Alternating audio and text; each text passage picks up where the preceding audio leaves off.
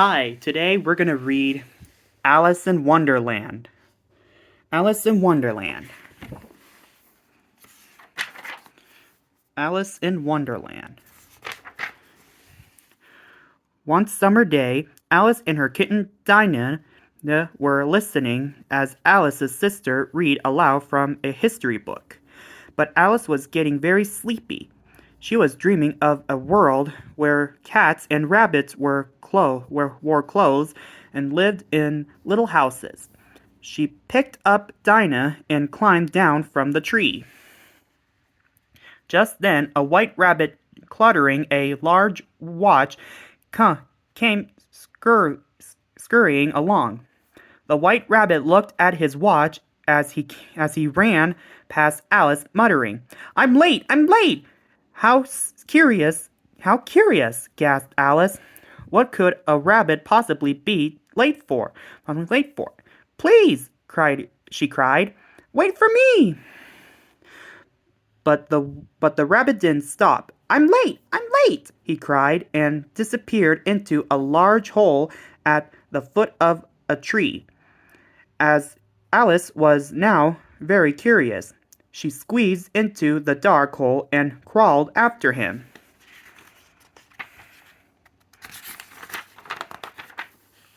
Suddenly, Alice found herself falling down, down, down. Luckily, her dress ballooned out and she began to float. When she landed gently at the bottom, the white rabbit was just disappearing through a tiny door. Alice tried the doorknob. "Eek!" cried a voice. The doorknob was squeaking. "I'm looking for the white rabbit," said Alice. "Please let me through." "Sorry, you're much too big," replied the doorknob. "Try the bottle on the table over there. On the table over there." Alice saw the bottle labeled "Drink Me," and tasted a little soon. She had finished every drop. Then she began to shrink. Alice became so tiny that she was able to get through the little door. On the other side of the door, Alice found herself in the straight place. There were talking birds and walking fish, bread and butterflies and other most unusual insects. Then Alice saw the white rabbit through the trees in the distance, but her way was suddenly blocked by two fat little men, Tweedledum and Tweedledee. "My name is Alice," she said. "I'm curious to know where the white rabbit is going." The two little men both began talking at the same time. Alice couldn't understand what they were saying, so she simply set off in another direction.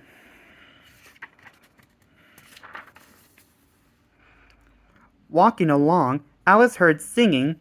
She turned to see a toothy smile and a pair of eyes. As Alice looked more closely, an old-looking cat with purple stripes appeared. "I'm Alice, and I'm looking for the white rabbit," she said. "Which way should I go?"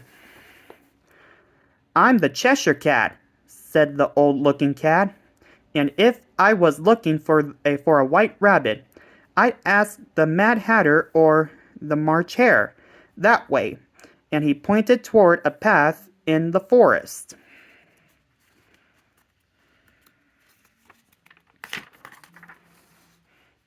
So Alice followed the path and soon heard the Mad Hatter and the March Hare singing.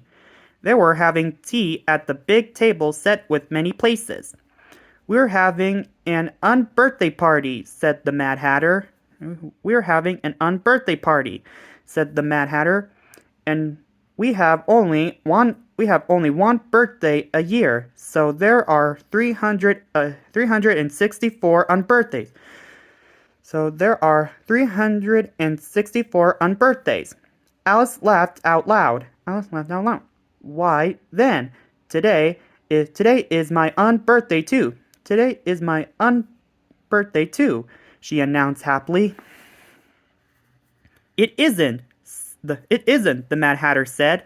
What a small world. What a small world. Tipping his hat in honor of Alice. He removed under it a lovely unbirthday cake, which he presents to her with a flourish. Then the Mad Hatter and the March Hare joined hands and danced around her, singing a very merry unbirthday song. Merry unbirthday song.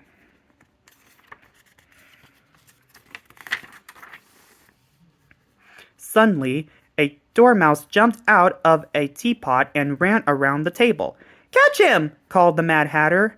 "No time! No time! I'm late!" cried the White Rabbit, magically appearing and then magically disappearing into the distance. "Wait!" shouted Alice. By now, Alice was tired. Alice was tired of the strange ways of Wonderland. Strange ways of Wonderland. "I'm going home," she said, just as a door in a nearby tree opened. Suddenly, stepping through it, Alice found herself in the palace gardens. She was amazed to see two plain cards painting white roses with red paint. Plain cards painting white roses with red paint.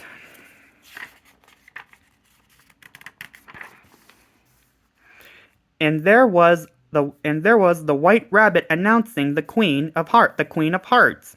The Queen walked right up to Alice and said, "Do you play croquet? Do you play croquet?" Yes, your Majesty," said Alice said. "Yes, your Majesty," Alice said. Then let the game begin, ordered the Queen. Alice had never seen such a curious croquet game before. The balls were hedgehogs, and the mallets were flamingos. As the Queen was about to take a shout with her flamingos, the Cheshire Cat appeared. The Queen's flamingo panicked in the confession. The Queen lost her balance and fell over. She was furious. "Off with her head!" she yelled at Alice. "Shouldn't I have a trail first?" Alice said. "Shouldn't I have a trail first?" Alice said.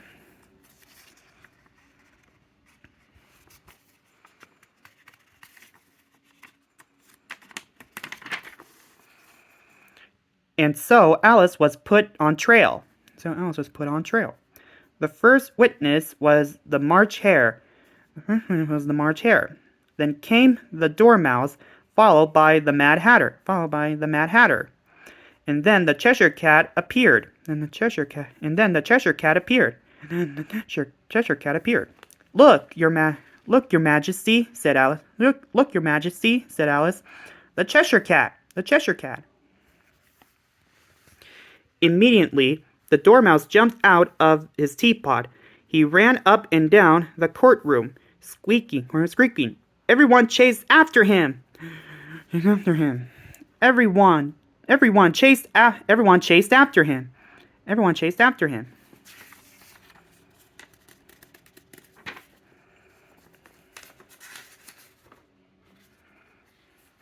The Queen began yelling at Alice again. "Off with her! But before the Queen could finish,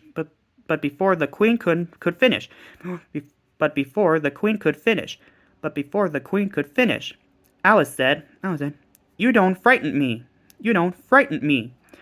You're just a bad-tempered old queen.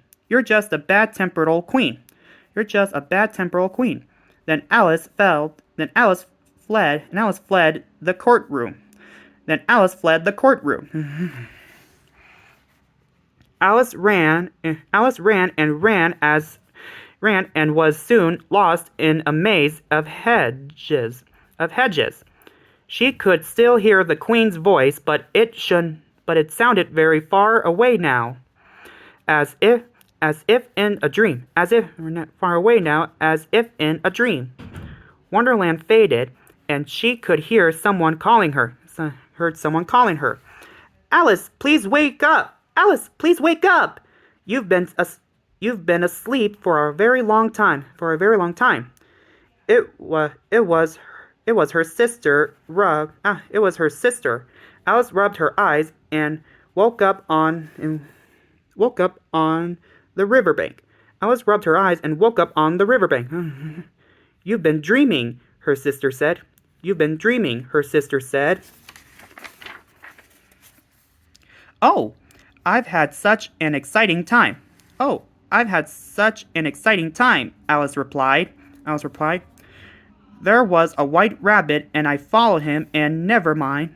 There was a white rabbit and I followed him and never mind, said Alice's sister.